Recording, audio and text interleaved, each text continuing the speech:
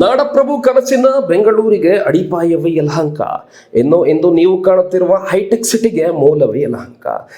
ಅತಿ ವೇಗವಾಗಿ ಬೆಳೆಯುತ್ತಿರುವ ಯಲಹಂಕದಲ್ಲಿ ರಸ್ತೆಗಳು ಗಬ್ಬೆದ್ದು ನಡ್ತಾ ಇದೆ. ಎಲ್ಲೆಂದರಲ್ಲಿ ಉಕ್ಕಿ ಹರಿಯುತ್ತಿವೆ ಒಳಚರಂಡಿಯ ಕೊಳಕು.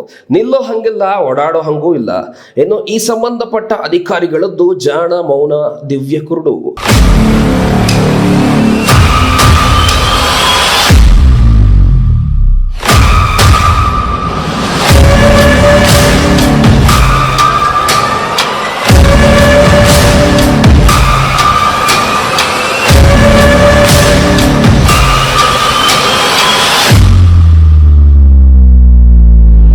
ಯಲಹಂಕದ ಪ್ರತಿಷ್ಠಿತ ಬಡಾವಣೆಯ 80 ಅಡಿ ರಸ್ತೆಯಲ್ಲಿ ಬಹುತೇಕ ಶಾಲಾ ಕಾಲೇಜುಗಳು, ಸರ್ಕಾರಿ ಕಚೇರಿ, ಆಸ್ಪತ್ರೆಗಳು ಇರುವಂತಹ ಪ್ರದೇಶ.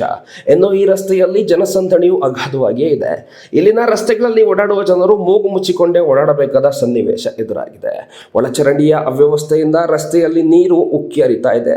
ಹಲವು ದಿನಗಳಿಂದ ರಸ್ತೆಯಲ್ಲಿ ನಿಂತಿರುವ ಕೊಳಕು ನೀರಿನಿಂದ ಸುತ್ತಮುತ್ತಲಿನ ಪ್ರದೇಶ ಗಬ್ಬೆದ್ದು ನಾರುತ್ತಿದ್ರೂ ಸಹ ಸಮಸ್ಯೆಗೆ ಸಂಬಂಧಪಟ್ಟ ಯಾವೊಬ್ಬ ಅಧಿಕಾರಿಗಳು ಗಮನವನ್ನು ಹರಿಸಿಯೇ ಇಲ್ಲ. ದಿನನಿತ್ಯ ರಸ್ತೆಯಲ್ಲಿ ದಿನನಿತ್ಯದ ಕೆಲಸಗಳಿಗೆ ಓಡಾಡುವ ಜನ ನೀರು ಮತ್ತು ಒಳಚರಂಡಿ ಸರಬರಾಜು ಮಂಡಳಿಯವರ ವಿರುದ್ಧ ಆಕ್ರೋಶವನ್ನ ವ್ಯಕ್ತಪಡಿಸುತ್ತಲೇ ಇದ್ದಾರೆ. ಇನ್ನಾದರೂ ಅಧಿಕಾರಿಗಳು ಸಂಬಂಧಪಟ್ಟ ಸಮಸ್ಯೆಯತ್ತ ಗಮನ ಹರಿಸುತ್ತಾರಾ ನೋಡಬೇಕಿದೆ.